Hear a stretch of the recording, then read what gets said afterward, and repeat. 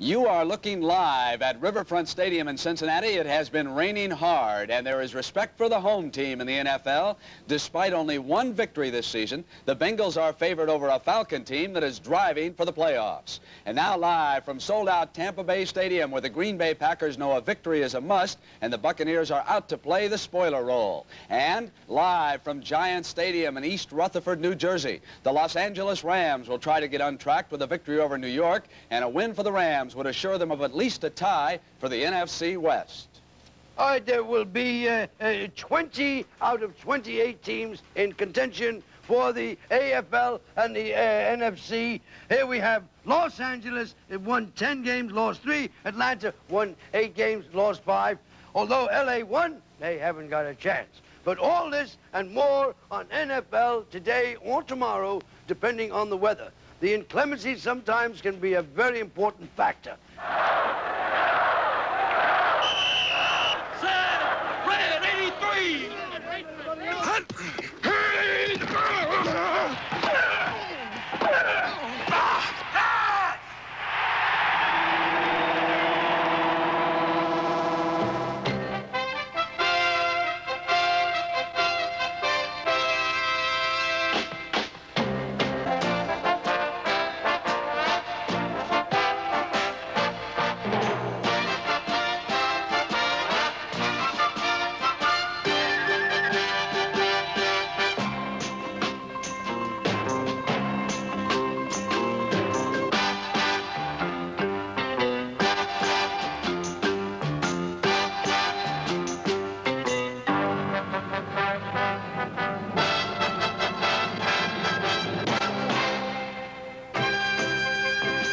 The NFL Today is sponsored by Tuborg Gold, the golden beer of Danish Kings, Tuborg Breweries Limited, Baltimore, Maryland.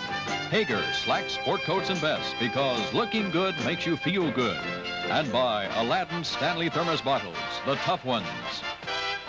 From the CBS Sports Control in New York, here's Brent Musburger. Good afternoon, everybody. Week 14, and yes, we do have some snow around the National Football League. In Bloomington, look at the piles along the sideline. The Philadelphia Eagles and the Minnesota Vikings will get underway a little bit later. Professor Corey and Jimmy the Greek, what more could you ask for on a Sunday afternoon? Greek, Pete Rose is the big story. Down to 4 teams, Kansas City, Atlanta, St. Louis, and Pittsburgh. Who do you favor right now? For the last 24 hours, Pete Rose. The meeting started in Lexington, Kentucky. They're now in Columbus, and he's meeting with John Galbraith right at this moment. I'm going to make Pittsburgh a slight favorite. What about the new coach down at Florida? You got Lou Holtz a raise and an extension at Arkansas. Right. Now, who's going to coach down at Florida? I think the favorite right now would be Don James from Washington. All right, Greek, we've already got one final score for you. Take a look at our board. Dallas 10, Houston 5, and everybody's saying, wait a minute, they don't play each other today. Well, in a way they do, folks. You see, Dallas and Houston both belong to NBC today, so all of the NBC affiliates in Texas had a choice. Which game do you want, the Cowboys or the Oilers? What a brouhaha it caused in that state. The Cowboys finally won 10 stations to 5, and some Texans are now hoping that both teams will qualify for the Super Bowl so that everyone can watch those two teams. Now, most of you were unable to see overtime last Sunday between Minnesota and Green Bay. It was a classic. The score was tied at 10 after 4 quarters. Minnesota then took the kickoff, and watch Fran Tarkenton go to work. He's like a master surgeon using all of his receivers in this sequence. On the scramble left, buying time, he's got Ahmad Rashad. Then his old buddy, the former Giant tight end, Bob Tucker. Now he'll go to one of his backs coming out, Ricky Young. Again, this is in the 5th quarter. Sudden victory is the issue right here. Now he'll set up for the winning field goal. Chuck Foreman barging behind the left side of the line to the 4. Here's Rick Danmeyer. Nothing to it, but he misses the field goal. And the Green Bay Packers are given an extension on this Sunday afternoon. Bud Grant, meanwhile, pacing the sideline. The Viking defense, though, is equal to it. Turdell Middleton's run right here out to the 44 was the only thing the Packers could get going for Bart Starr, and so they punted the ball back to Fran Tarkenton. Now, he wants Rashad, and watch Mike McCoy, the defensive back, picks off the ricochet, fumbles, but Dave Roller sets it up, and now all the Packers have to do is square it up for a Chester Marco field goal, and they'll win it in overtime. But as time ran out, And one last pass by Whitehurst was complete to number 43. Here comes Chester Markle. And it is wide as he hooks it to the left, and it wound up tied at 10-10. And so now Bart Starr and Bud Grant have to keep on winning, but Starr needs a loss by the Vikings, because if those two teams tie, then the Vikings are going to qualify as the winner in the NFC Central. You know, this is a celebration for one of our directors today. This is the 15th year of instant replay. It actually began in a college football game, Army and Navy, 15 years ago, Franklin Field in Philadelphia. Tony Verna, who is standing by to direct our game down in New Orleans, was the first man to put instant replay up on the air. And Tony, how did it develop that day? How in the world did you stumble upon it? Well, I don't know about stumbling. I went into it thinking of a new device where I could show the viewers another view of the play. And I originally started out putting the camera on Roger Staubach, who was then Roger the Dodger for Navy. And when he wasn't playing, it was for Raleigh Stitchway for Army, and it was Stitchway indeed who was the first replay on a close shot. Tony, I don't know if you ever envisioned that it would grow to these dimensions, and if you've got a monitor, take a look at what happened last week. It's Atlanta and New Orleans is the game. Everyone's watching at home. Atlanta has to drive down now to get a touchdown to keep its playoff hopes alive. Now, here is the pass by Bartkowski. Interference is called on number 29. Now, here is the other angle. There is 29 with the receiver. It gave them first and goal, and from there, the Falcons scored, although you really can't tell for sure from the replay.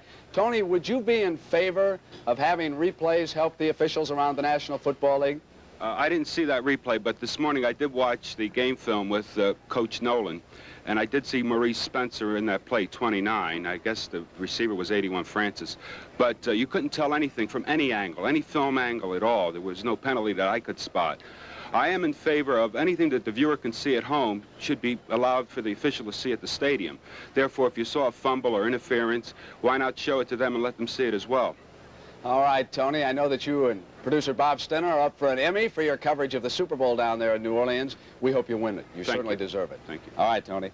Now, Herb, who have we got for our NFL Player of the Week? All right, let me go ahead and tell you, Brent. Terry Miller was last year's runner-up in the Heisman Trophy voting and was Buffalo's #1 draft choice this year. He replaced O.J. Simpson in the Bills' backfield. But with all the build-up came the frustrations. A lot of frustrations. Until last week, he hadn't gained more than 18 yards in any play. But against the Giants, Miller broke loose with touchdowns with 39 and 13 yards. His game total of 208 yards and 21 carries is the highest in the league so far this year, and he is now the AFC's #5 rusher. For his efforts, the Pro Football Writers named Terry Miller the Schick Player of the Week. And Herb, the NFL Today will continue on CBS in just a moment.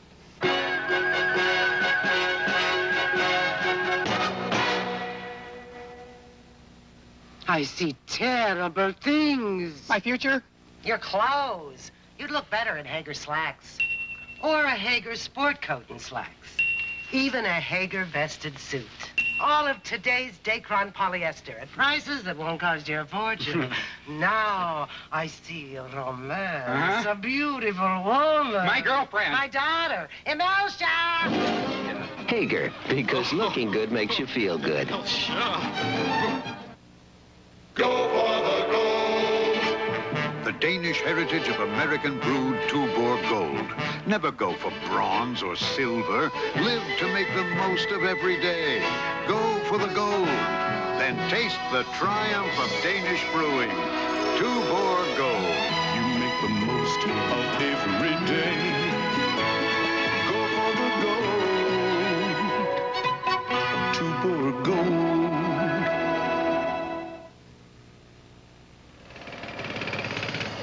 Aladdin Stanley Thermos. Stanley, the tough, all-steel thermos bottle that's completely dependable and built to take a pounding year after year. Get the tough one, because a thermos bottle means more to you than a picnic. It's some kind of tough thermos bottle.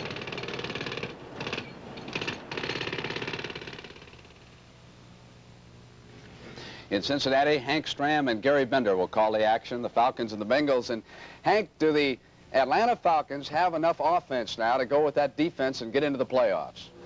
I really think they have, Brent. You know, they're an unusual team.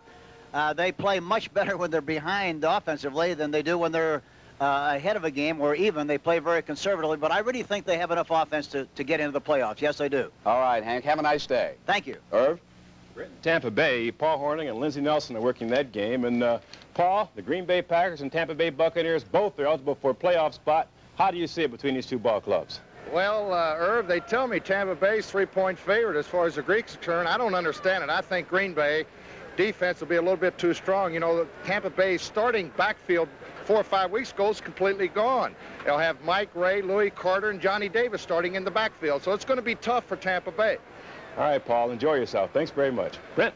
All right, Irv, standing by now at the Meadowlands. Look at that handsome guy, Tommy Brookshire. Tommy, the fans in New York upset, and there was a movement afoot to burn some tickets outside of the stadium today. Has there been any evidence of it? Any fans burning tickets? Well, how many are going to do that? I heard there was only about 60 people, and they're going to be probably 70,000 plus. I don't think the player really cares about the guy that wants to tear up his ticket. Right now, the Giants are fighting for their life, and if the Rams win today, they get into a playoff no matter what Atlanta does. I think the Rams really want to nail this down, and boy, they've got #1 draft choices. When you put Charlie Young at tight end, Brent, from left to right across there, they have 5 of those 6 people are #1 draft choices, and the Rams are a quality team, and they're going to be awfully close somewhere, you know, in January.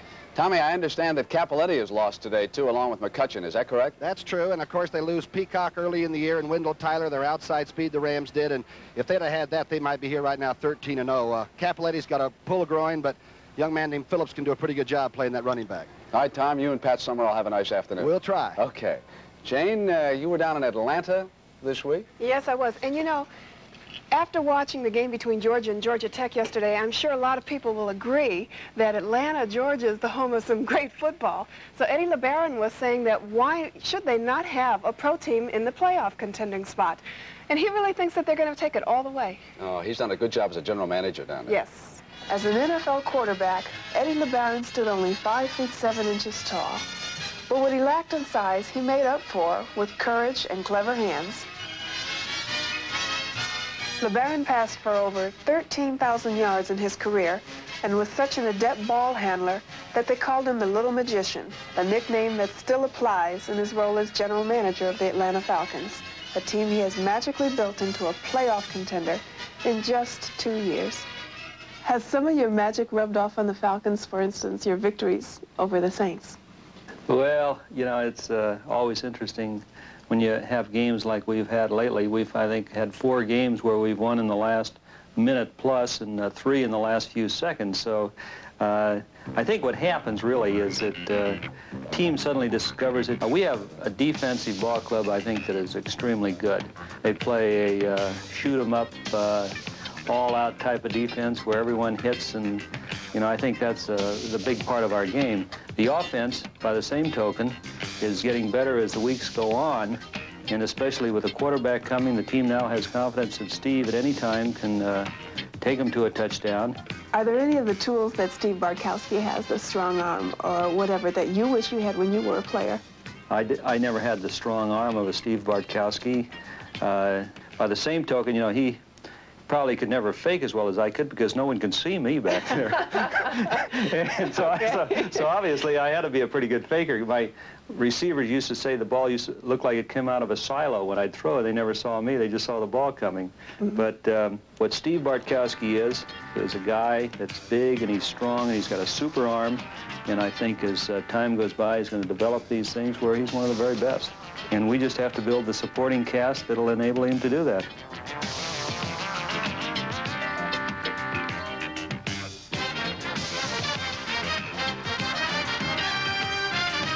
I obviously feel good that we're doing well at this stage of the game, but I can't get too excited because we have a long way to go. Jane, what does he think of his coach? He said his biggest contribution to the Falcons is bringing in Lehman Bennett. No, he's done a fine job down there, and the NFL Today will continue on CBS with Irv Cross looking at his favorite team in just a moment.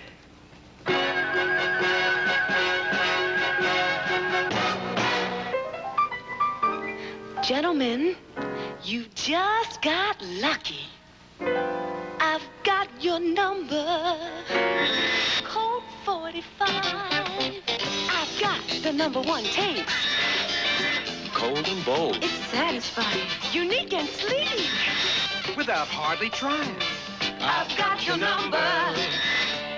Colt 45.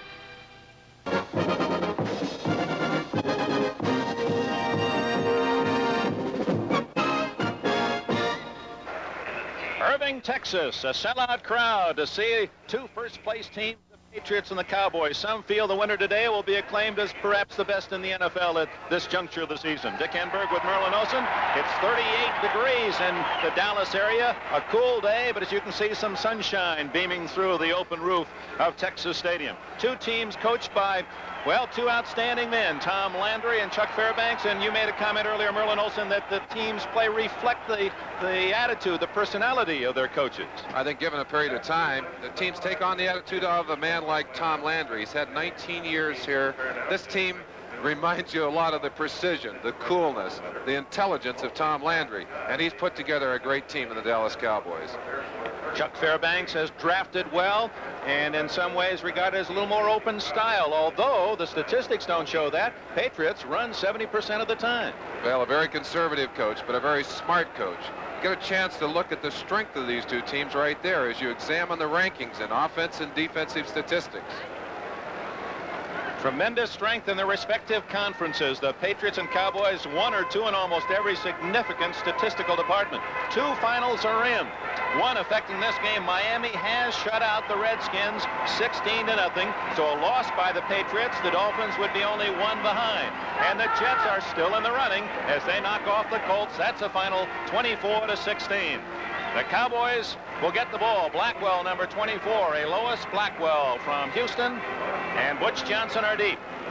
David Posey will lift it to our left, and this key game will be underway. Here we're down to the 14th game of the season. This would be the regular season finale until this expanded year of 16 games. Underway with a good long kick. Johnson at the 6, at the 20. Down at the 26-yard line in the hold of number 83, Don Westbrook, a wide receiver from Nebraska.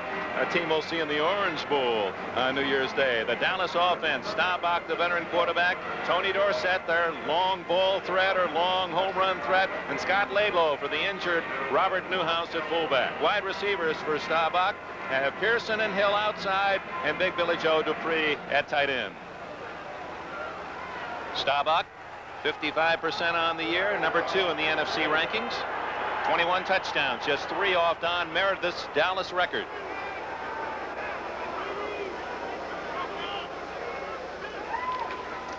Oh, play action fake, and Staubach going to run it. 30, and he's down with his patented slide at the 34-yard line. Sugar Bear Hamilton chasing him down. Not afraid to start with a little razzle-dazzle. Let's run down the Dallas offensive line for you. 67, Pat Donovan. Herb Scott doing a good job inside at guard. John Fitzgerald at center. Tom Rafferty, one of the messenger guards. And good old Rayfield Wright back in the starting lineup for the Dallas Cowboys. 3-man lineup for the defense of the Patriots. Mel Lunsford and Tony McGee alternating at left end. And Sugar Bear Hamilton on the nose. Rich Bishop on the outside. Second down, 3 at the 34. Inside to Laidlaw, and he plows forward to a first down. He's out across the 38-yard line. Laidlaw from Stanford University. Well, we talked about the running talents, the multi-dimensional abilities of these two quarterbacks, Grogan and Staubach, almost as if he was eavesdropping in our booth. He ran at the first play. Might have been listening to us. Let's look at the linebackers. Steve King in for the injured Steve Zabel. Steve Nelson may be the best linebacker around in the opinion of some. Sam Hunt, Rod Schote. We'll look at the deep backs after this play. First down for the Cowboys at their 39-yard line. Oh, Dorsett and Staubach bump into each other, and fortunately, they still execute the handoff, and Dorsett gains almost 4. That's kind of embarrassing.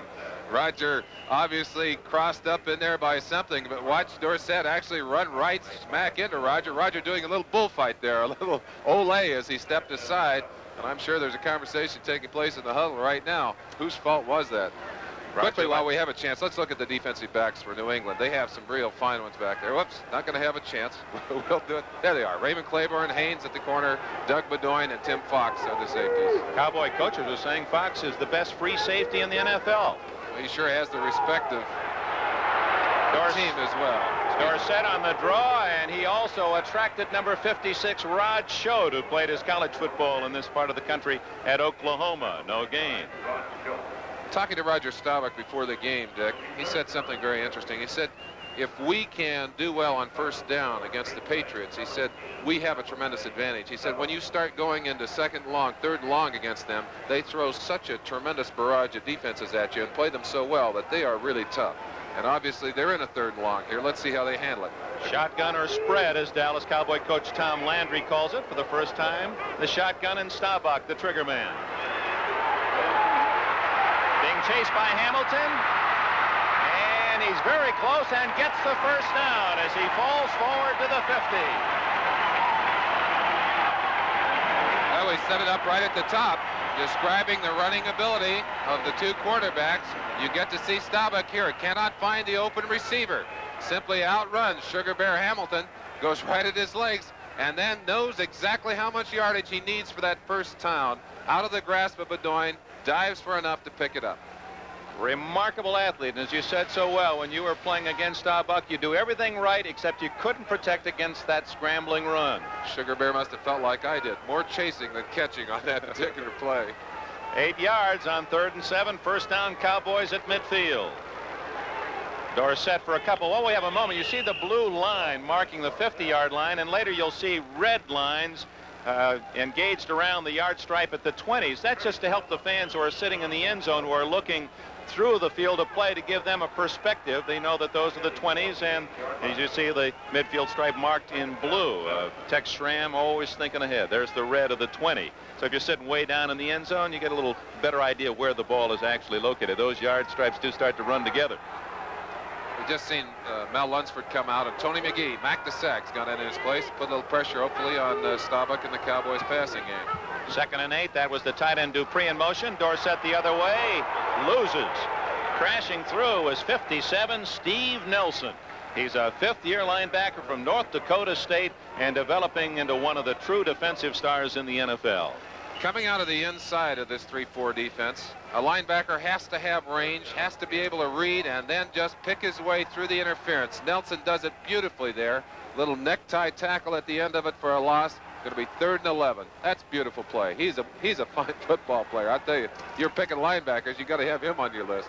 Nelson comes out as the Patriots go to an extra defensive back. Dick Kahn is in there on 3rd and 10. Out of the shotgun. Blitz coming. Long for Hill. No flag, and Hill doesn't like it a bit as 26 Raymond Claiborne engaged in a bit of a bump that knocked Hill off stride. You got to believe that Hill feels that he deserved a penalty on that. He and Claiborne running stride for stride. You'll see it right at the bottom of your picture right there. Looked like he actually bumped him well in advance of the arrival of the football. But apparently the official on the outside either did not see it or did not feel that it was an illegal maneuver. You see that they're both going for the football. I'd say from up here, I don't blame Hill for being a little upset. I don't either. It appeared that Haynes used his free arm, the right arm, to give him a push. He knew he was beaten.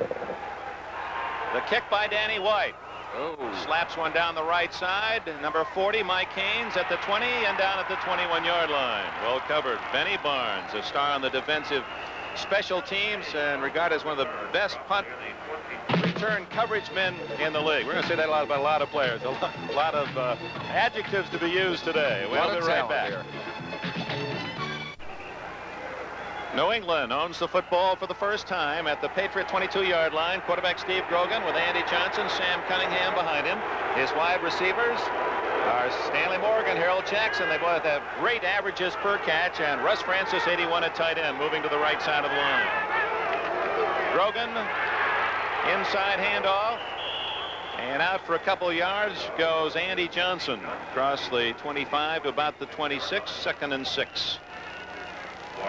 There's the offensive lineman for the New England Patriots. Leon Gray, John Hanna. That's about as tough a left side as you run up against. Dr. Bill Unkaitis in the middle. Sam Adams and a very tall Shelby Jordan on the outside. He needs to be tall today at 6'7" because he's trying to block 6'9" Ed Jones. First time he said he'd ever played against anybody taller than he was. That's going to be an interesting match. 2nd and 6 for Grogan and the Patriots. Inside to Johnson, a big hole. 40, 50, 45-40, and finally Cliff Harris gets him out of bounds at the 37-yard line of the Dallas Cowboys on a misdirection. Johnson, a long gainer. If you wonder why there was a big hole on the inside, let's go down and look at number 73, John Hanna, one of the toughest guards in all of football. Randy White shielded out number 54. Watch this trap block right there. Hanna just neutralizing Ed Jones, pops Johnson through, and Johnson does a great job. A second look at it from another angle. You see how he neutralized the hole right there, got big too tall Jones to hold on the outside, and Johnson down for a very substantial gain. Beautiful play, puts him in great field position. First down at the Dallas 37. Grogan inside it goes again to Johnson. He's the workhorse, and he gets a couple to the 34-yard line. Cowboy greeting party led by Harvey Martin and Charlie Waters. Well, let's talk about that Cowboy greeting party. Maybe we can take a look at the defensive lineup for the Dallas Cowboys. One of the toughest defensive teams in all of football. Ed Jones, you've seen him. Larry Cole in there. Randy White, outstanding football player. Harvey Martin. Harvey, of course, playing a little bit hurt in there with a bum knee, and Charlie Horse had bothered him considerably. Henderson, Brunig, and D.D. Lewis. Good core of linebackers. Second down, 8 at the 34. Stanley Morgan in motion. Grogan to Johnson again. And turn the corner. Too tall Jones covering the outside. A 2-yard, make it 3 yards for Johnson. It'll be 3rd and 5. Don Hasselbeck, number 80, who's the second tight end. They got 2 tight ends in on that play, trying to control big too tall Jones. But he just used all of that 6'9" length. I think his legs are taller than most guys. Got out to the outside and covered Andy Johnson. Very short gain. It's going to be a tough play now. 3rd and about 6 yards to go. Let's see if Grogan can help the New England Patriots to capitalize on this first drive. Benny Barnes, Aaron Kyle, the 2 safeties, Waters and Harris. 2 of the most aggressive safeties in all of football. Grogan facing a passing situation for the first time, 3rd and 5. And he stays on the ground to Johnson. And he doesn't make it. Larry Cole, 63, made the tackle. So Johnson has handled each handoff from Grogan on this drive. The 37-yard run by Johnson, by the way, the longest against the Cowboys all year. Going back inside, we showed you a great trap block earlier by John Hanna. Grogan going right back to the same kind of play. Here he comes looking for too tall Jones again. They blocked it off to the inside this time. And although Johnson can get to the outside, could not get away from the great pursuit of Larry Cole coming inside out. Made a super play to stop him. It'll be 4th and a field goal attempt coming from David Posey. From the 37-yard line, a long 47-yard attempt. His longest this year is 47, and it's blocked. Rolling into the end zone. So the Cowboys get the better of both of the situations. They block the field goal and also get the touchback. So the Texas Stadium fans have cause to cheer. Now, being 6'9" has its advantages. I believe that was Ed Too Tall Jones with all of that height on the inside, getting up in front of that David Posey field goal. Look at him. See if it isn't number 72.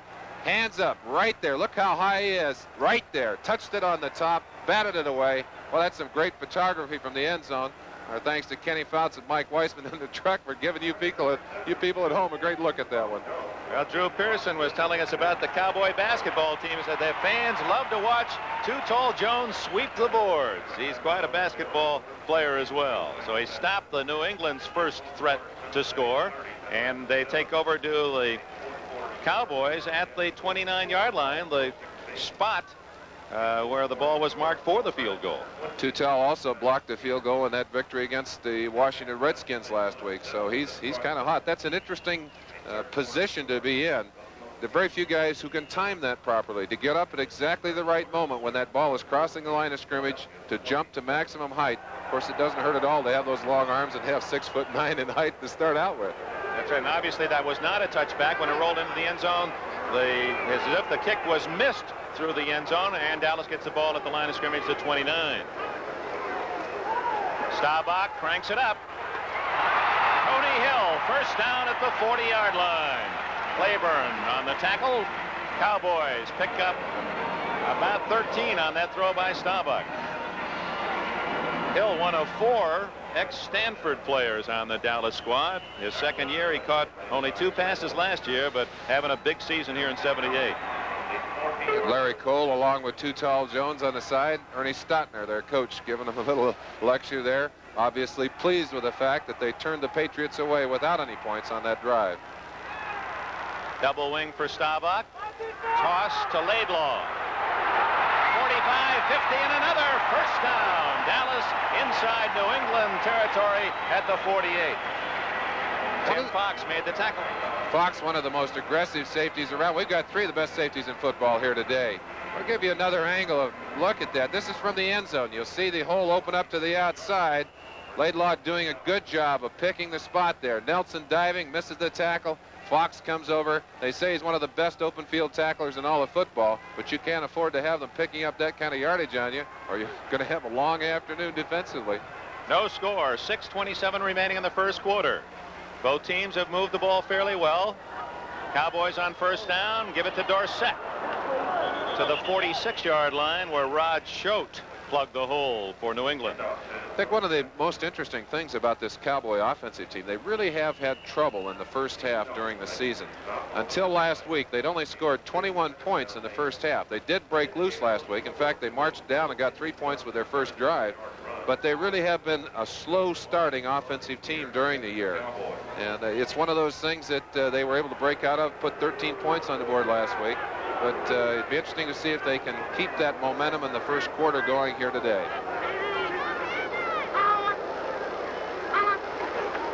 Staubach off play action to Dorsett. Nice catch, and then a drop by Hill at the 33-yard line. Staubach doing a good job of getting the ball to his receiver. He was going down as he threw that one. Well, I think one of the interesting things about Staubach is he is not only a fine quarterback, he's a great athlete. And certainly proved it in that situation. Off balance, on his way to the ground, still able to get the ball into the area where it could have been successfully completed. And perhaps more importantly, not throwing a pass that would have been interceptable at that point. And now undoubtedly we'll go into the spread or shotgun. They will get a chance to look at John Fitzgerald, the center. One of the reasons the shotgun works is he doesn't have to look at Staubach when he snaps the ball, can keep his head up. 3rd and 8. Staubach intends it for number 26, Preston Pearson, a great receiver out of the backfield. Little off target, and the Cowboys going to have to give up the ball.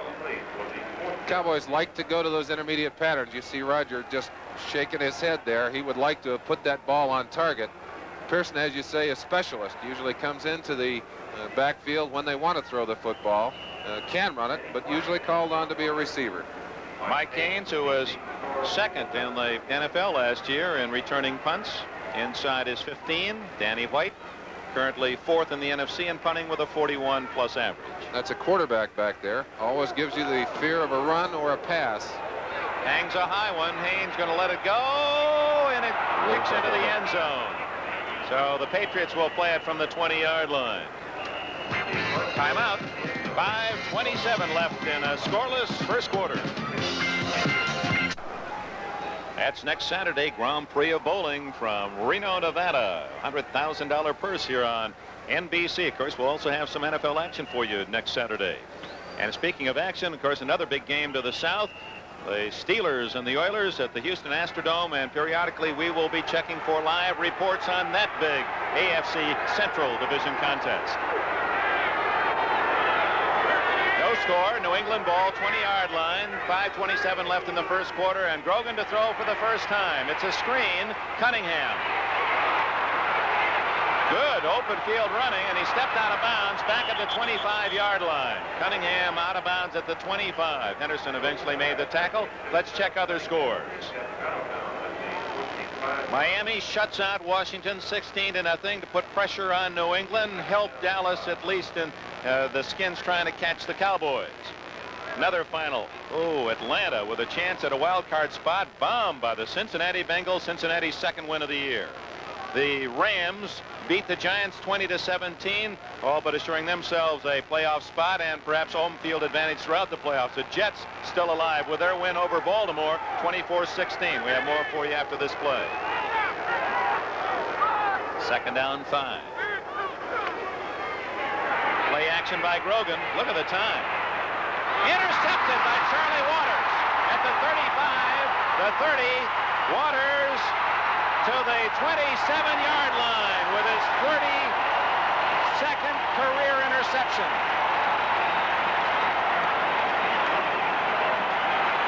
Great play by Charlie Waters. One of the problems of this stadium, they're throwing out of a sunny area and into a bright area for a moment, and then the ball is lost momentarily.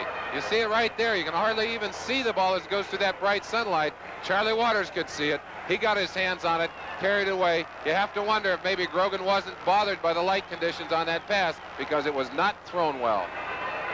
Harold Jackson, the intended target downfield, and Waters took it right out of his mitts, and Dallas with the first turnover in business at the New England 27-yard line. Jackie Smith, tight end in motion. That's Dorsett behind his block for about 5. Dorsett looking for a new Dallas Cowboy record. Needs 51 yards to pass Calvin Hill's mark of 1,142 in 1973. Very happy Charlie Waters on the sideline. 56 Tom Hollywood Henderson behind him there. And they're over there saying, okay, that's right for us. We got the defense rolling. What else do we have to do now? You see the coach there with the defensive backs pointing out some of the plays that are being run. That's Ernie Stotner, great defensive tackle in his own day. Yeah, they're back to the play. They don't watch the offense half the time. Dorsett on his own to the 20, 15. He's to the 10-yard line. First and goal, Dallas. Tony Dorsett, number 33, has given these Dallas Cowboys the kind of outside speed that they had not had for many years. Not since Calvin Hill have they had a player who can get quickly to the outside. You see him here taking the option. Inside is shut off. Absolutely makes this play on his own with his great running ability and his great speed to the outside. Big gain. Got the ball inside the 10-yard line. Not only is that sun and that open roof problems for maybe the passers, but it is for our cameras. You can imagine bright sunshine, then you try to close down for that and then open up for the shade, and now in the shade should be okay. First and goal from the 9. Dorsett for a couple, stopped at about the 7. Sam Hunt, Buddha, number 50 in the middle, spearheading the defensive charge. Tom Landry, 19 years Dallas in the NFL, 19 years the same head coach. Final, Green Bay beats Tampa Bay 17-7. Last report, Philadelphia was beating Minnesota. Buffalo trailing at Kansas City by 4 in the fourth quarter. And there's that 27-21 score. The Eagles, if they should win and Dallas loses, they're tied with the Cowboys for first in the East. What a year it's been.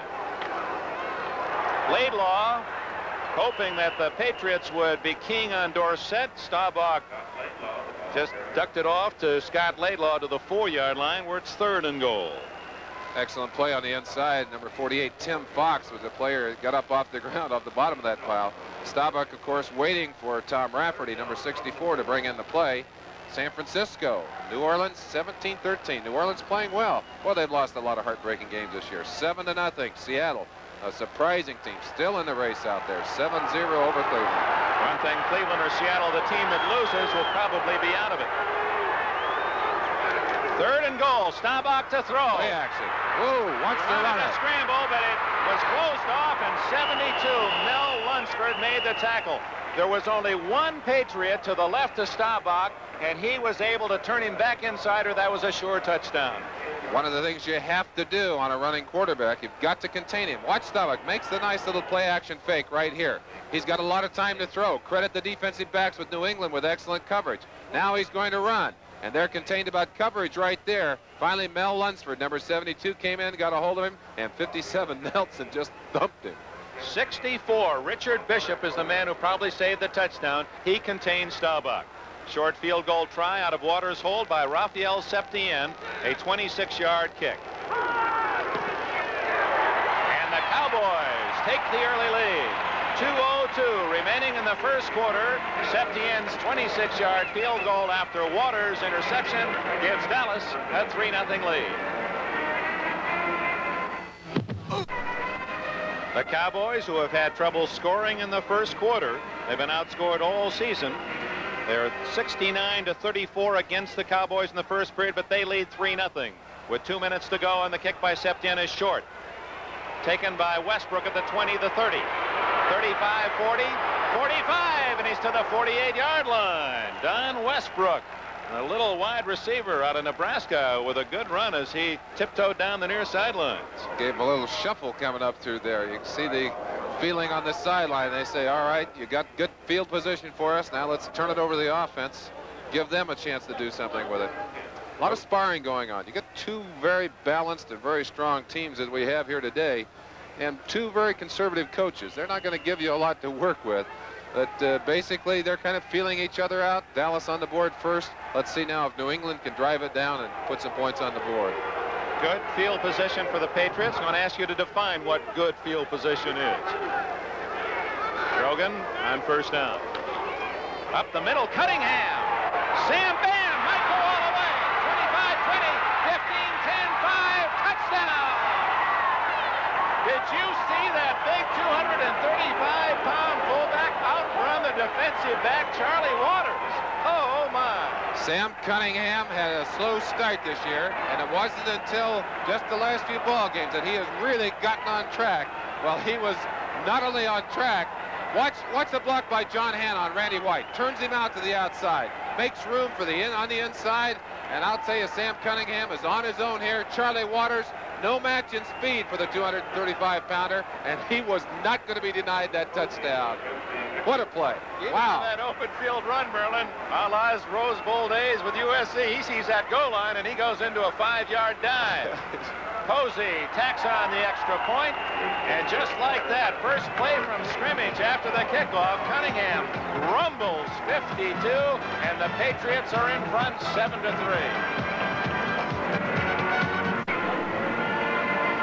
No one had run 37 yards against the Cowboys until Andy Johnson earlier in this quarter. Now Sam Cunningham has gone 52 yards, and it's worth 6 points. 7-3 now, New England, as Posey kicks it off. Very high. Johnson at the 11. Butch Johnson, 25, and down at the 26-yard line. Knifing in from the side was Don Hasselbeck, the second-string tight end for Chuck Fairbanks. Roy Girella's field goal gives Pittsburgh the early lead at the Astrodome, but there are bad news emanating from the Dome. We understand Lynn Swann has been removed from the game, the brilliant Steeler wide receiver with injured ribs, and they will be X-rayed. You'd hardly know that Chuck Fairbanks' team had just put 7 points on the board. He's a pretty serious man on that sideline, but got to be happy inside to see his team answer so quickly with a touchdown. Wonder how long it takes for coaches to get that frown off their brow after they retire. I don't know. Never, probably. Might be a permanent thing. Laidlaw runs into a stone wall named Sugar Bear Hamilton. It sounds soft, but boy, he's tough to get around or through. There's the frown we were talking about. You see the wrinkles in the forehead. A lot of pressure. Tremendous amount of responsibility in the hands of that man. And I'll tell you, he's done a great job in New England, building a team that is acquiring more and more respect every year, and it appears to be on their way to the playoffs again this year. Second down and 9. Laidlaw right, Dorsett left behind Staubach. Backs are in the pattern. Almost intercepted by Raymond Claiborne, intended for Drew Pearson, number 88, and Claiborne laying off his receiver, thought he had 6 points. Come down to the field with the NBC cameras and watch this one as you'd see it if you were in the defensive secondary. Staubach trying to get the ball, the number 88, Drew Pearson.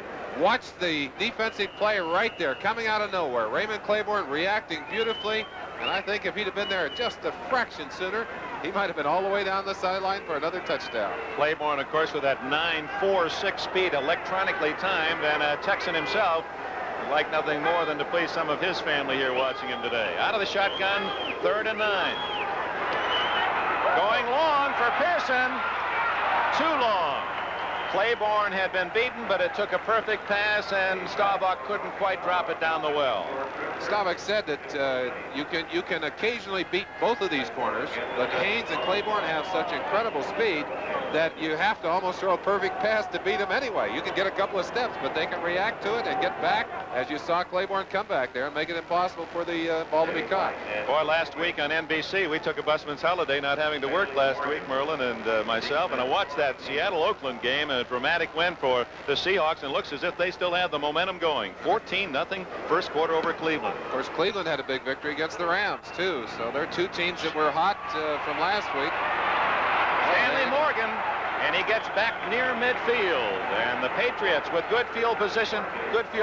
How would you define it? Okay. A good field position, Dick. Anytime you start inside of your own 40, in other words, from your 40 on down to the opponent's goal line, you'd have to consider that good field position. The reason you want to get a start there, every yard that you add to that means you have a chance to make some more mistakes. That's a yard you have to earn before you can get into position to kick a field goal. From there, you've got about 3 first downs. You're in field goal range. You've got a chance to do something. The other thing, if you're in your own territory, backed up, you can't call some of the plays you'd like to call. You've got to be a little tight to the vest. Conversely, bad field position, you make a mistake, you're almost assured the other team 3 points or more.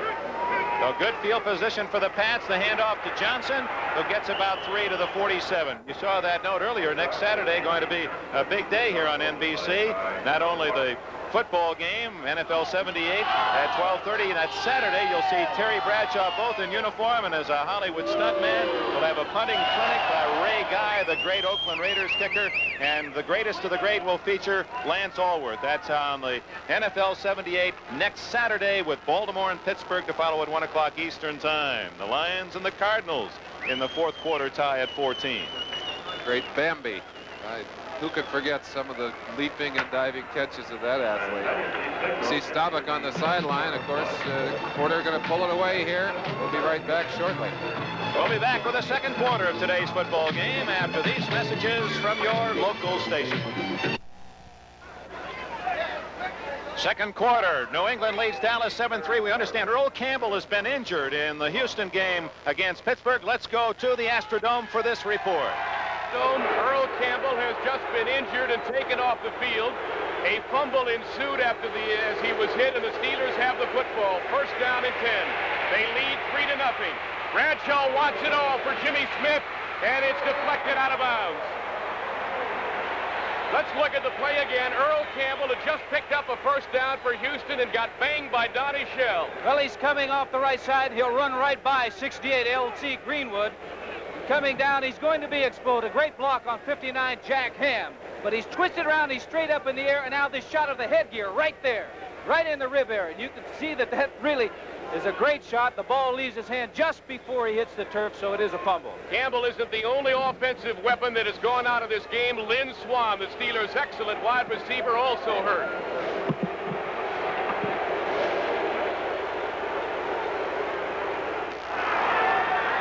Sam, thank you. We'll be back to you again later. It's now 3rd down and 3. The Patriots at the Dallas 44.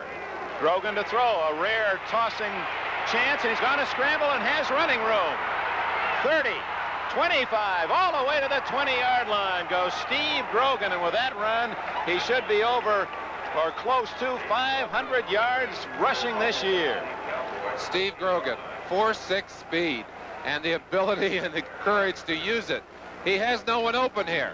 And watch him. Slipped a little on the takeoff, but watch the acceleration and the incredible running ability of this big quarterback. Let's go back and look at one of the guys who was chasing Steve Grogan. Randy White, number 54, driving hard. Hanna holding him off on the line of scrimmage. Got a little arm lock on him there. Takes the knees out, keeps him away from the quarterback. Well, that's a battle between those two. That is something we're going to continue to feature as Andy Johnson skips through a hole and picks up 9 more yards to the 11-yard line. As the New England Patriots are running behind that big left side, tackle Leon Gray and left guard Sean Hanna. You'd like to be able to run the football. You ask a head coach, what's your game plan? And ideally he'll say, hey, we're going to go after him with the running game. New England likes to run on a 2-to-1 ratio, and you see how they've gotten their first downs during the year. 155 by the run, 95 by the pass. Look at the Dallas statistics on the other hand. They've actually had more first downs via the passing route than the running route. Interesting statistics. It is indeed. 2nd down and 1. Grogan can almost play with this down, but doesn't. Gives it to Horace Ivory, his first carry, and he's going to lose 3. Bob Brunig, 53. Charlie Waters, 41. Infiltrating. Also in on the play was 31 Benny Barnes, as Chuck Fairbanks almost searching for points as he stares through that splash of sunshine at midfield at the play. It'll be 3rd down and a long 3. Grogan making what I'm sure he thought was a very safe call and a very conservative call. Has it backfire on him and goes from 2nd and 1 to 3rd and 3. Now he's got a little tougher assignment picking up that first down. We should say Grogan executing the call made by the sidelines of New England. The coaches make the calls. Into the end zone. Francis trying for the one-handed snare, can't make it.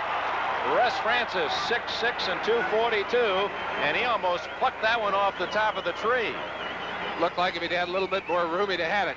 Here's your chance to see it. Again, play action fake. He's going to have some pressure, gets the ball off, throws it deep enough so that it can't be intercepted. And watch that. Boy, what a great athlete Russ Francis is. He's absolutely incredible. 235 pounds, up, had control of that with one hand. I think realized he was out of the end zone, simply unable to hang on to it at the last second. Dick Kahn, 22, kneeling at the 20 for a 30-yard attempt by David Posey. Had his last field goal try blocked.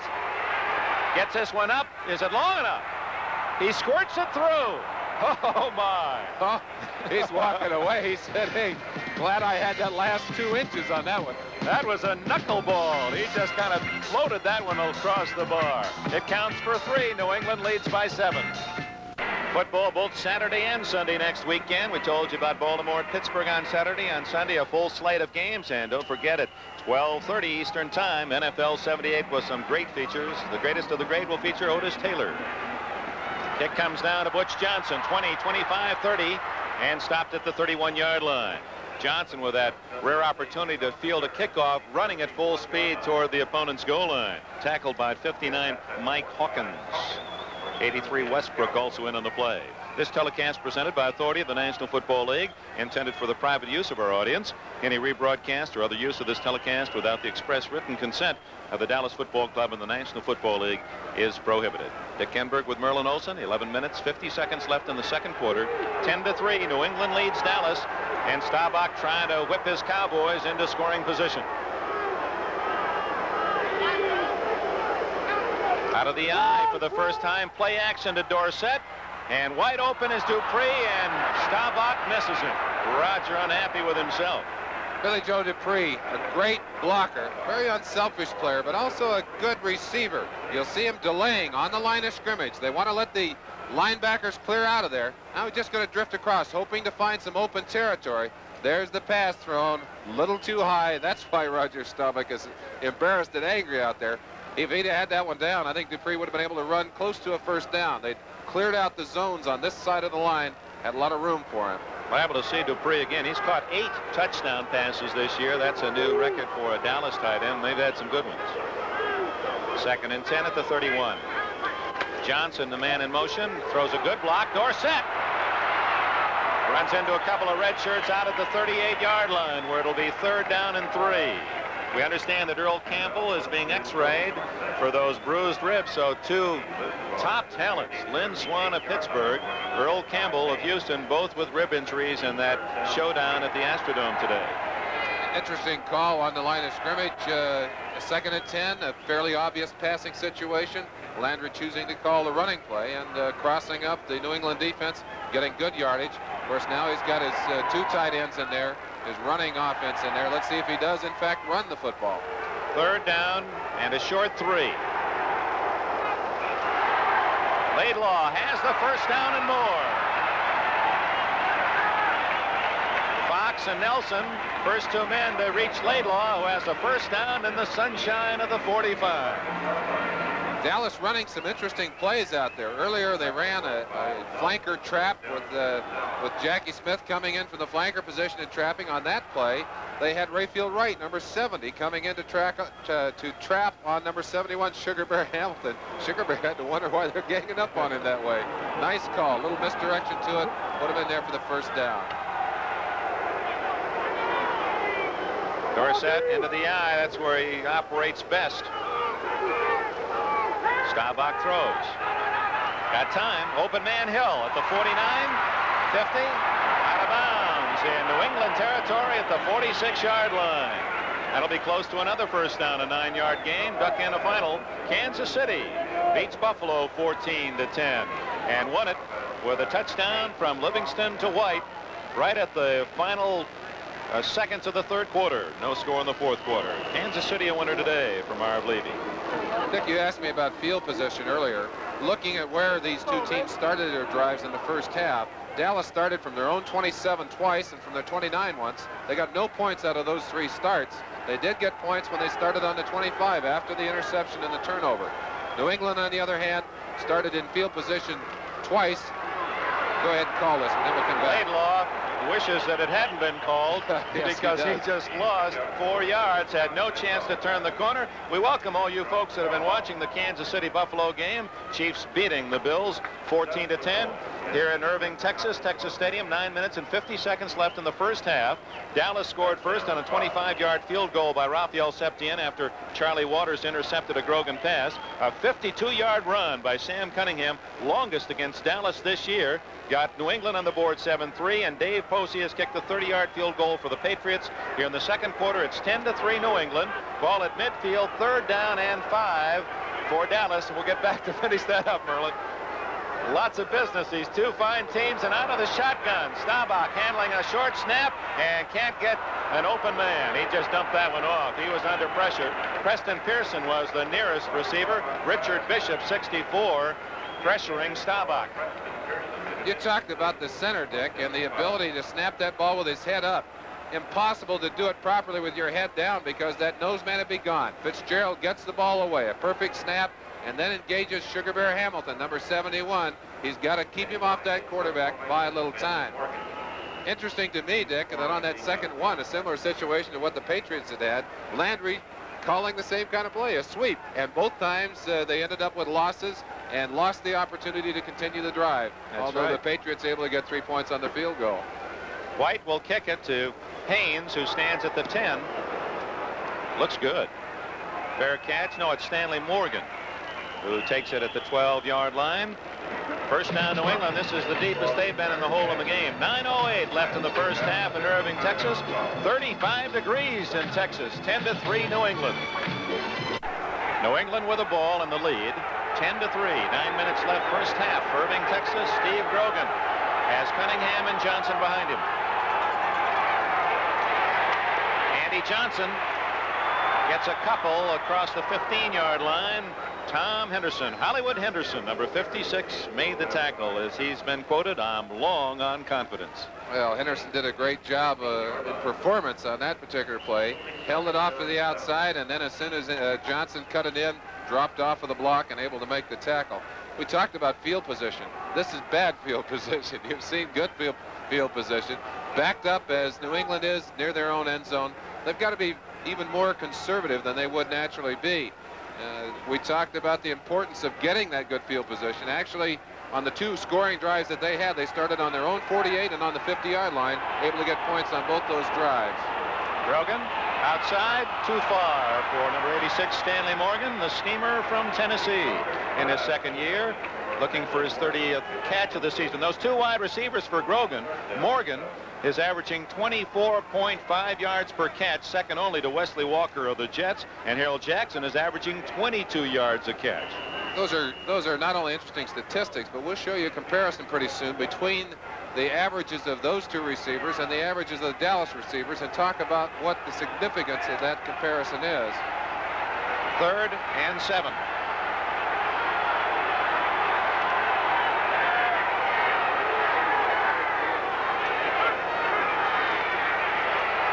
Grogan, good time. It's Morgan. Fumble out of bounds. The Patriots get a break, gain a couple extra yards on that fumble out to the 30-yard line.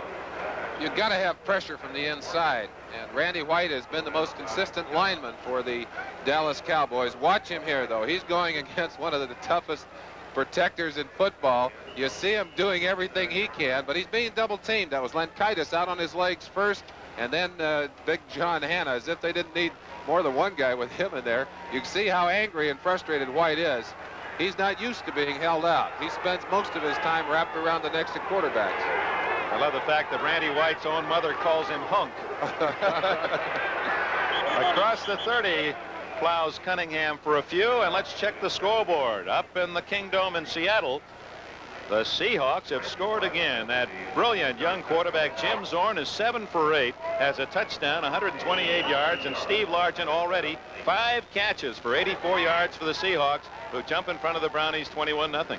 Seattle continues to be what a pleasant surprise for the folks up there in the Kingdom and in Seattle country.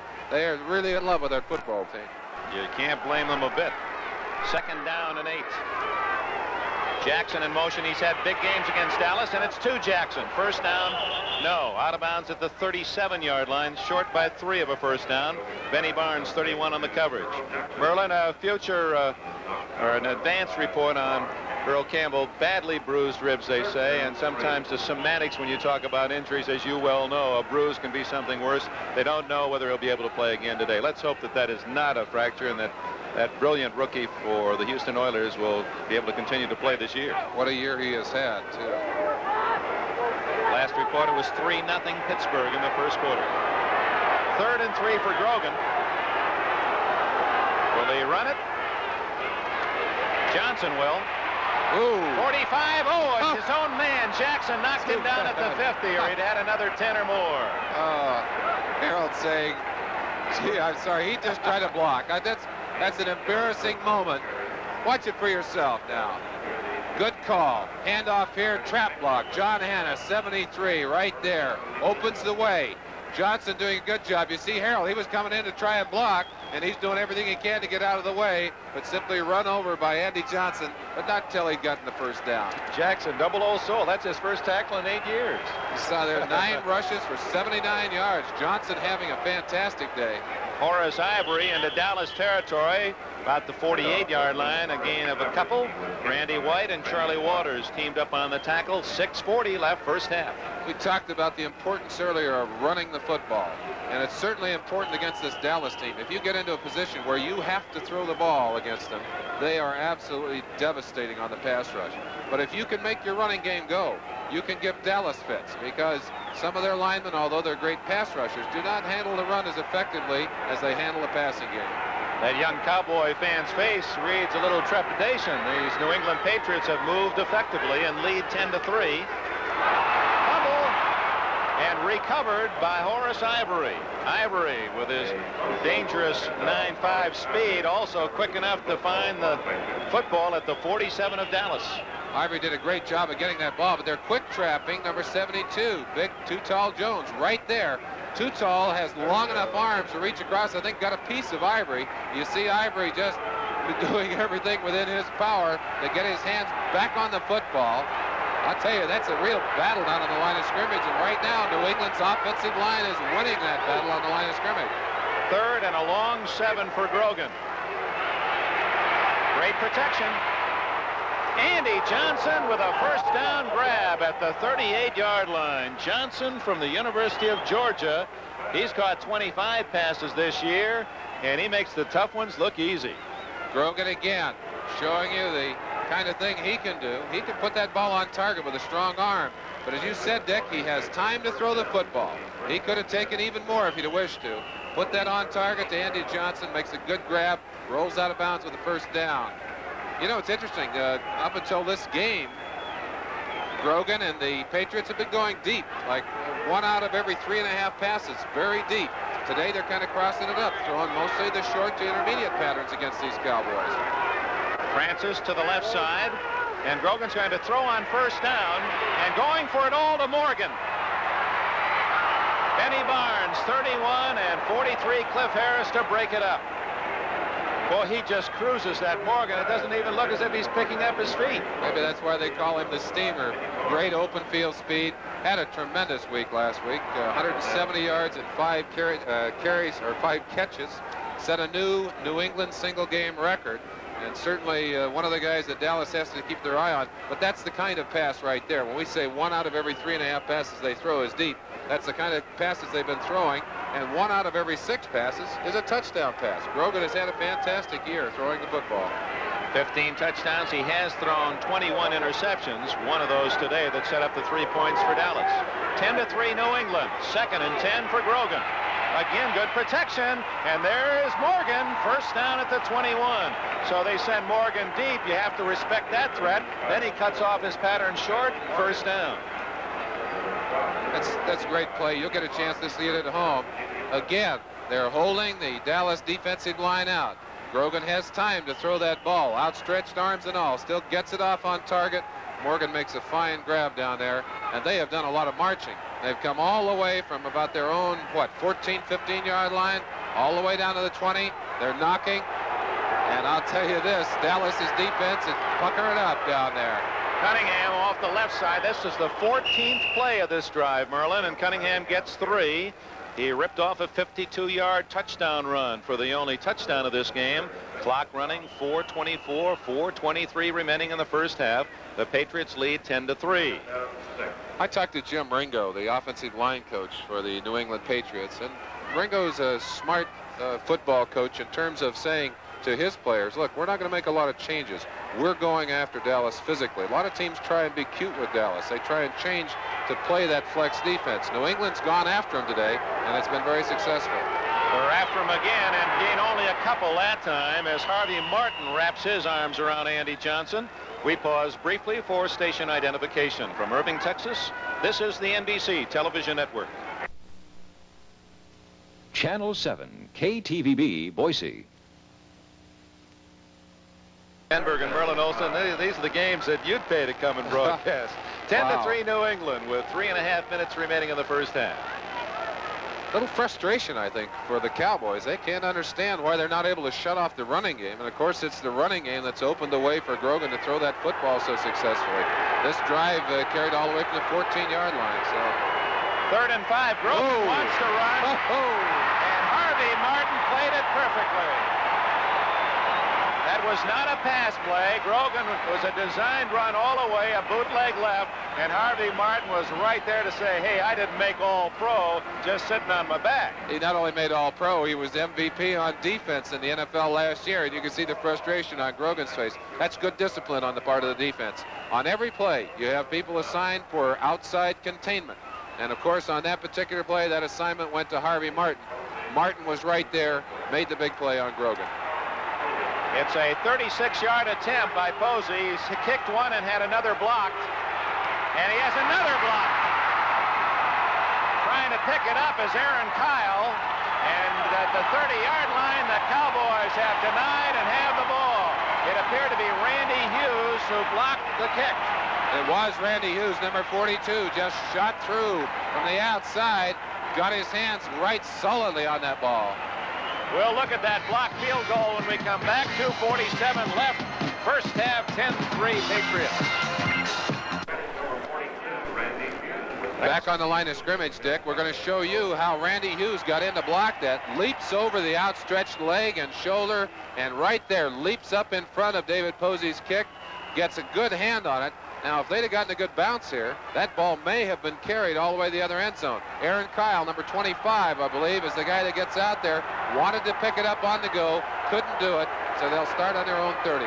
Cowboys scored their field goal after an interception. Let's see what they do after their second blocked field goal attempt. Play action by Staubach, screens it off to Dorsett. Look at that move. Fumbles, and New England recovers at the 36-yard line. Dorsett fumbles. I believe Fox made the tackle, and Rod Schote, 56, comes up with the ball.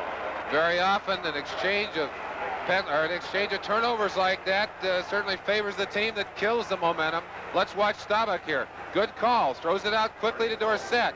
Sam Hunt, number 50, did a good job of holding off the block, forcing Dorsett to go back inside. Spins away, gets a hit from Steve Nelson right there.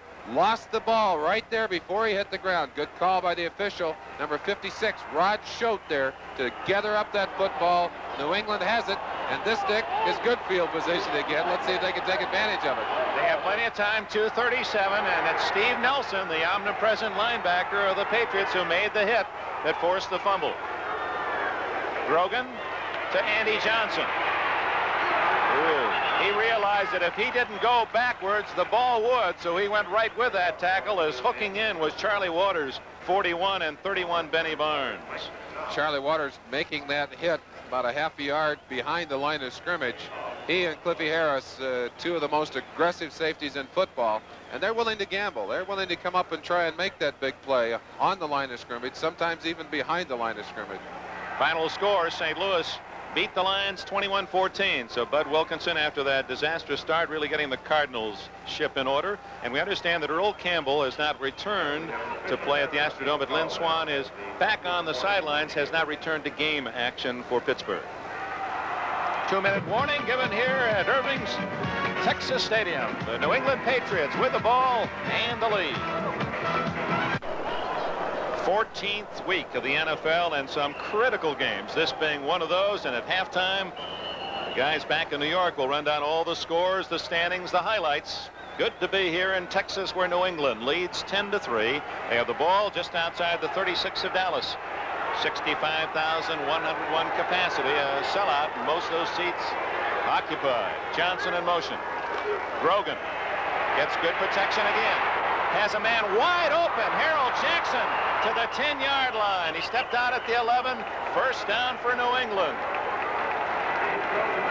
You simply cannot afford to give any good quarterback time to throw the football, especially when he has receivers of the quality of Harold Jackson. Jackson has always given the Cowboys fits. He seems to be all by himself in this play, has obviously either beaten the secondary convincingly or perhaps got them in a mistake. John Hanna, 73, left guard. Watch him against Randy White. Hanna, an all-pro, and White the same. Boy, that is a couple of bull elephants battling in there. And what frustration for White, who's saying, you can't be that strong. That's not fair. Cunningham using his power, but getting little. And this time Randy White said, oh, no, you don't. They say White, when they hit that big bag, that tackling bag at practice you are so familiar with, so you have certain sounds. And then White hits it, and everyone turns to look and they say, oh, that's got to be Randy.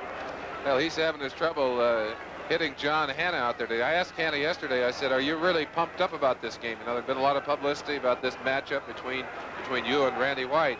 He said, well, of course you get excited when you play against a good player, and White's a great one.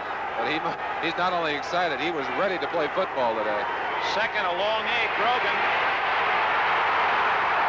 Smothered at the 14 by D.D. Lewis, number 50. And White, 54, also in on the play, and Larry Cole. Second sack for the Cowboys. You're having trouble getting pressure on a quarterback, you start sending a few linebackers, try and cross them up. That's exactly what the Cowboys did on that play, able to get to Grogan.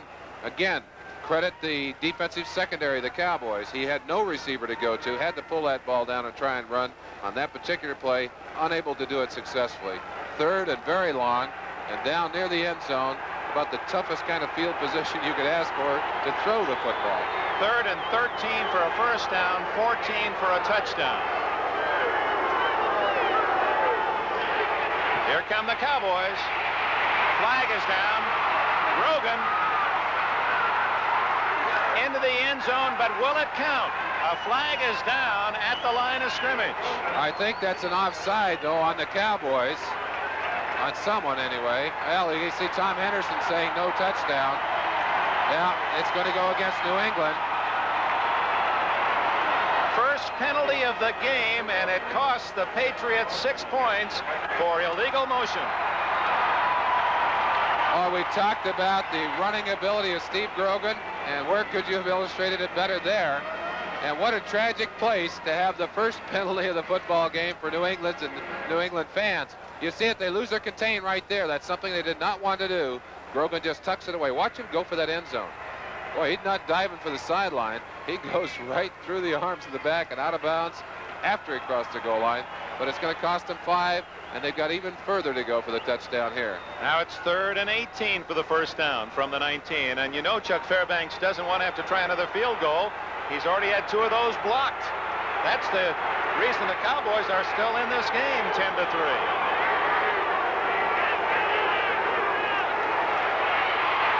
Fool anyone. Randy White especially stopping Horace Ivory on the draw.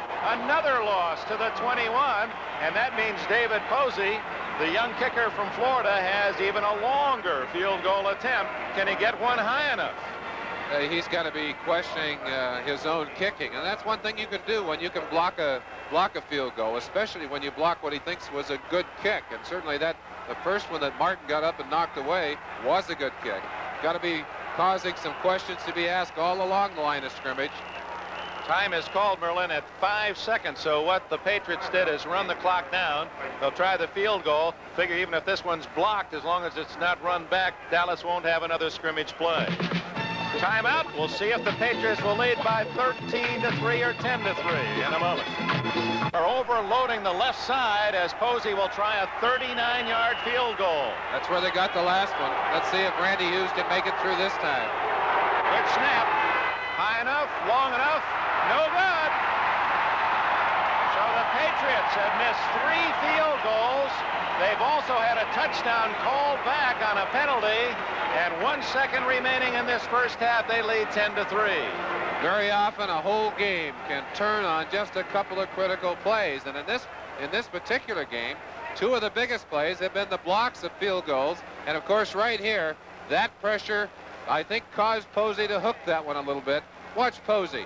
He can see it. It's in for a while, and there you see Tom Hollywood Henderson leading the cheers on the other side, and Posey walking away with Dickie Kahn saying just couldn't keep it in there. Looked like it was going in, but hooked away. Pittsburgh and Houston, 3-3, and Lynn Swann, we understand, has gone back into the football game. Good news for all those Houston fans, and good news for Terry Bradshaw, too. Final play of the first half out of the shotgun. Staubach screens it to Laidlaw. 30, 40, 50, 45, 40, and out of bounds at the 35-yard line. Finally chased out by Mike Haynes. An exciting climax to the first 30 minutes of play here at Texas Stadium. Another big half to go. The score at the intermission. New England 10, Dallas 3.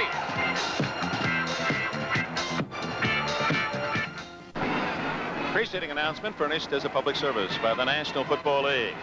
Sam Cunningham's 52-yard touchdown run the difference as New England leads Dallas 10-3, but the Patriots squandered other opportunities. 3 missed field goals, or they could be leading by 19-3 at halftime. So Dallas coach Tom Landry must have some mixed emotions as he talks to his team. I'm sure he's saying that we're lucky to be only down 10-3. We got a chance to get back in this game with 1 touchdown, and I'm sure that's what's on their mind right now in the dressing room. Big day in football. Let's go to NFL 78 with Bryant Gumbel in New York.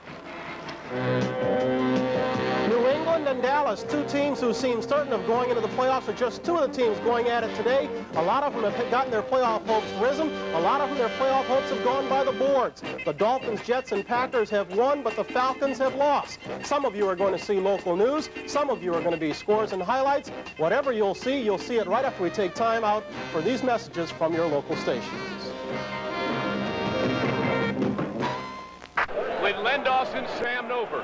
It's a 3rd down, 10-yard play for Pastorini to keep his drive alive.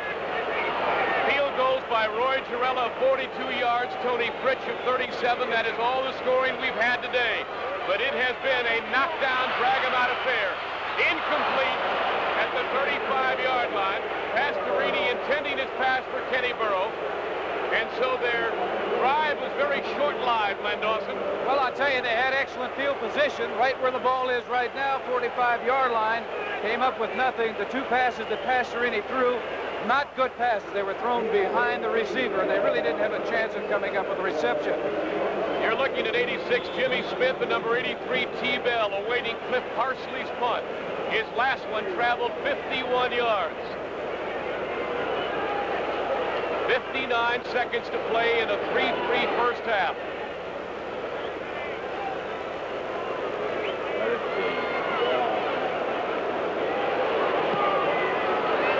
High kick, driving Smith back to the 6-yard line, to the 10. Not much more.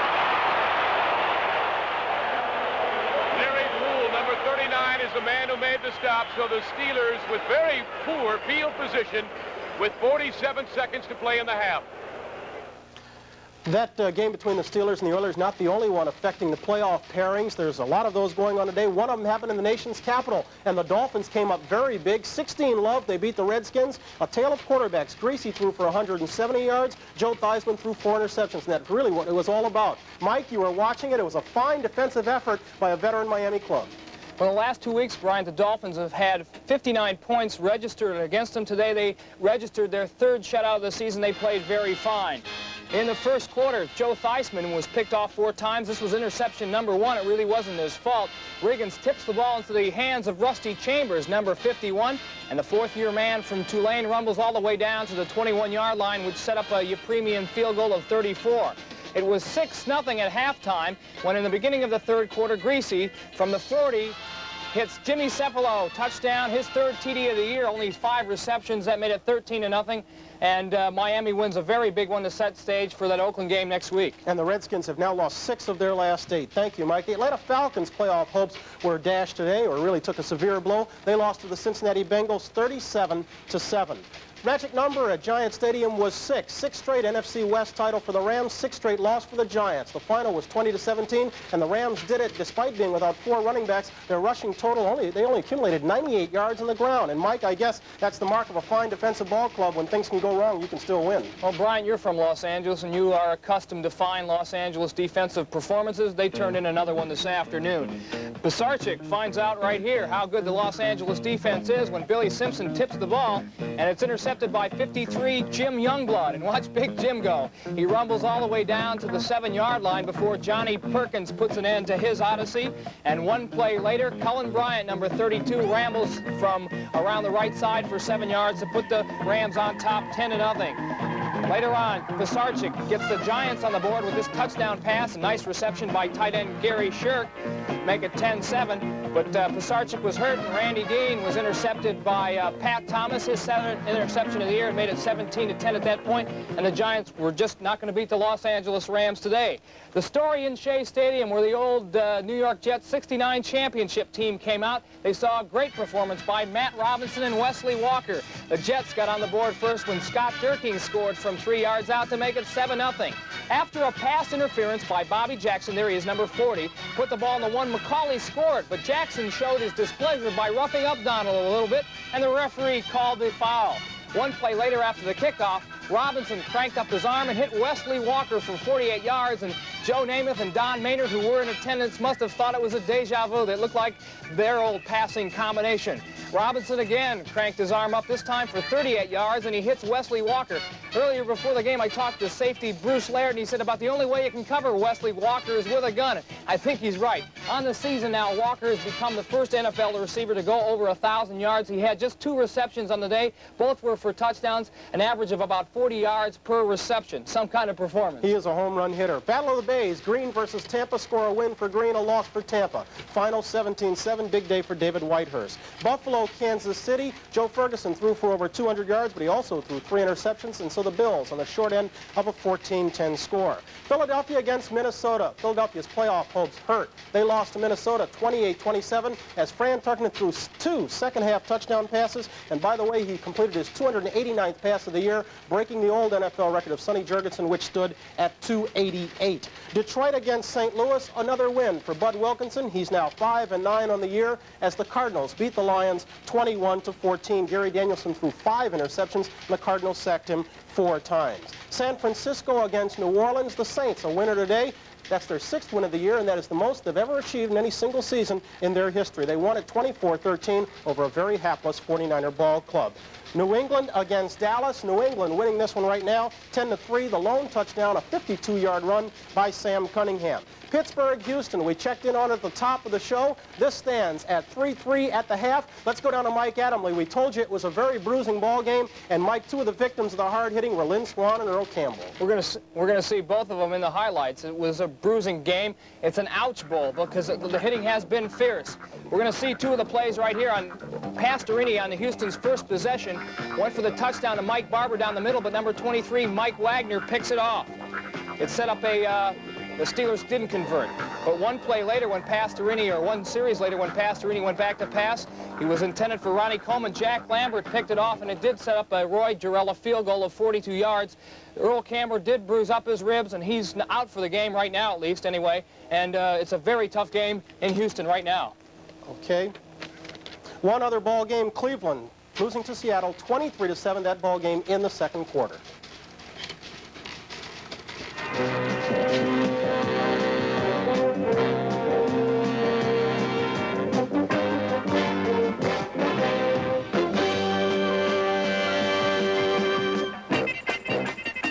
1978 National Football League game is brought to you by New Schlitz Light Natural Pilsner Beer. Still less filling with a taste that's bigger than light. By Dodge and your Dodge dealer, who invites you to come in and see why people are saying, hey, that's my Dodge. And by Sylvania, makers of Superset Color TV and a complete line of home entertainment products.